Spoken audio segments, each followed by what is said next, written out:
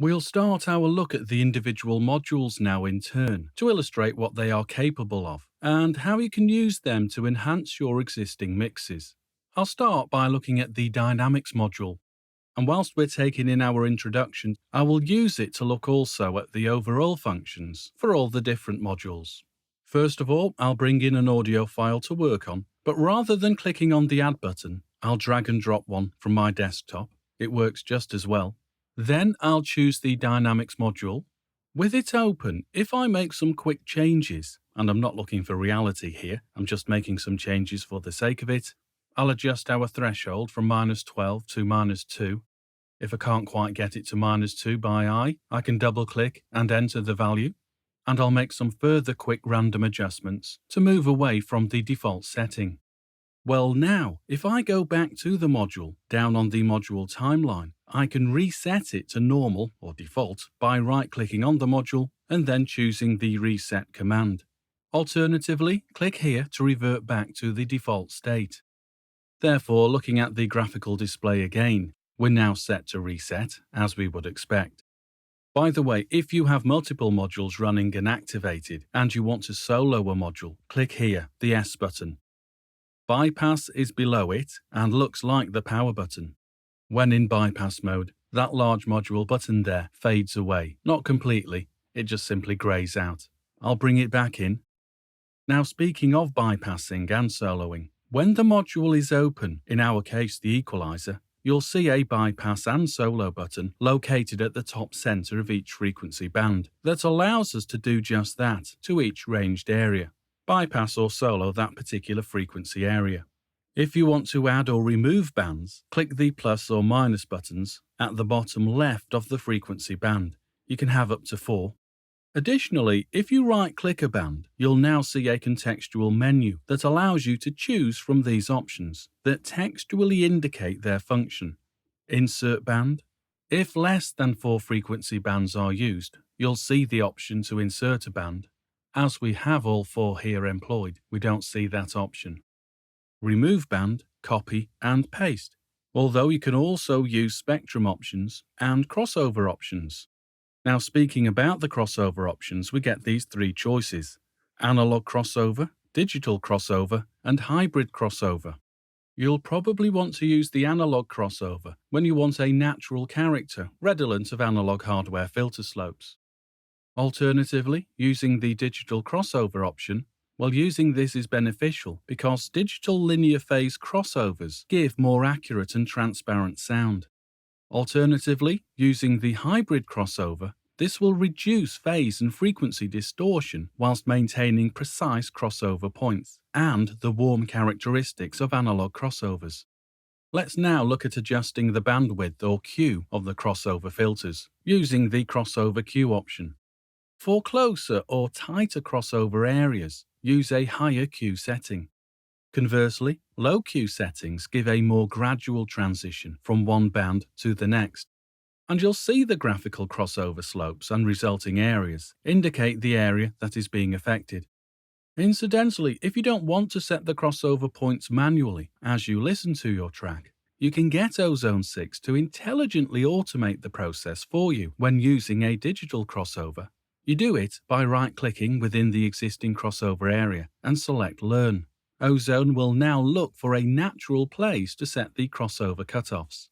Well, it will once you start playing the audio, so play the audio, and with Learn activated, Ozone will determine natural crossover positions, and then disable the Learn function automatically once found. If you see her now, I don't wanna know about all the things she does with him. Even now, after all this time, it hurts. So don't tell me that I will hear the pain. Every day has been a long... By the way, you can also double-click and enter a value manually by numerically entering a frequency cutoff point, or select the split position beam indicator and reposition by dragging around. And if you keep your eye on the frequency area above at the top of the beam, you'll see your crossover position. Let's draw our attention to our track again now, whilst focused on the dynamics module that combines a compressor and leveler, gating and expansion, and go through settings to improve our mix. We've got 3 views that we can utilize to visually see where we might want to control the dynamics of our track. The crossover view, where we see these crossover points, the detection filter, and a gain reduction trace. We can also work on the whole stereo mix, the mid part of the mix, or focus solely on the sides. I'll go back to stereo for our example. And as we know, we can have up to 4 bands to focus on. Incidentally, if all 4 of the multiband dynamic ranges are used, we can compensate for the inevitable dip in volume by employing automatic gain compensation to provide automatic makeup gain. I'll look at this in a moment when we move away from this multiband view. Whilst we are looking at this multiband view though, to move between our 4 bands, click the band and then make parameter adjustments specific to that band alone. Whatever we do here, as I say, will affect whatever that frequency range is for that particular band. And additionally, to help focus on the area that we are looking at, Ozone employs a color scheme. The low band is purple, our low mids are in blue, high mids are in yellow, and the high frequencies are in red.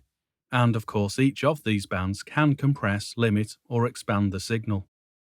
Focusing on a band means, of course, having the band option chosen. But if you'd prefer to view all bands simultaneously, click here to the right of the band number, that little globe icon, the All button. Looking at this global view displays all 4 bands at once in a condensed mode. When viewing all globally, clicking that chain button underneath, this is a link button, well, this link button will connect all bands together, in that any adjustments we make to one parameter will affect all 4 of our employed frequency bands. If you need to attenuate or amplify the gain after processing, use this vertical gain slider at the right. Or, getting back to what I mentioned a few moments ago, use the Auto button to automatically calculate the signal's RMS levels of the input and output combined, in terms of the compressor for each crossover band. Ozone does this for you and compensates appropriately. The result is a comparable level to the unprocessed version, so that it's easier to evaluate what the processing does to the subtleties of our mix, rather than simply presenting it louder, which can be deceiving. There's also a parallel control too, so that we can mix the wet and the dry part of the signal. With it set at 100%, you can click and drag and adjust the wet-dry parallel processing for each band. Or, by linking, simultaneously dial in the percentage amount. I'll go back to unlinking once more. As I'm sure you'll appreciate, there are always a number of different methods you can take when you want to process your track with any of the available modules, this dynamics module being no exception. So, here's one approach. First of all, choose the detection mode for the compressor or the limiter from these options: peak, RMS, and envelope. As a guide, use peak when you want to tame transients in your mix, as it focuses on peak levels to drive the parameter settings that we choose. If you want to boost your overall level in terms of the average level, use RMS. Ozone will look at the average level of your audio at the input stage, and you'll see the input level at the right there with the meters. Input is on the left and output is on the right. By contrast, choosing the envelope detection mode is advantageous because it's similar to RMS in that your overall volume level can be increased across all frequencies, but with the advantage of not producing aliasing or artifact problems that can occur when you use RMS. Once I've decided for each individual band whether I'm going to detect by peak, envelope, or RMS, well, now I'd want to adjust the threshold so that it's set at the point at which multiband dynamic processing takes place. And remember, we do this on an individual band basis when set to multiband compression or limiting. So because of our multibands, we could enhance a weak bass end whilst taming high transients that inadvertently reduce the overall volume level. Now, even without listening to this track, I can see the transients for the snare hits. So what I'll do is, for my top frequencies, I'll use peak, whereas I'll use envelope for the low and the mid-low bands. And then I'll set the ratio for each gently at 2:1, but maybe 3:1 for the top frequencies to subdue that snare. And then now I'll set the track playing and I'll adjust the attack and release settings for each band to hear what works best. And perhaps as I go along, I will look at blending between the wet and the dry mix for each individual band. And in fact, to make it easy for myself, whilst I'm doing this, I can be soloing bands, so I can hear exactly what's going on within that frequency range. Anyway, I'll start playback and I'll adjust as we go along.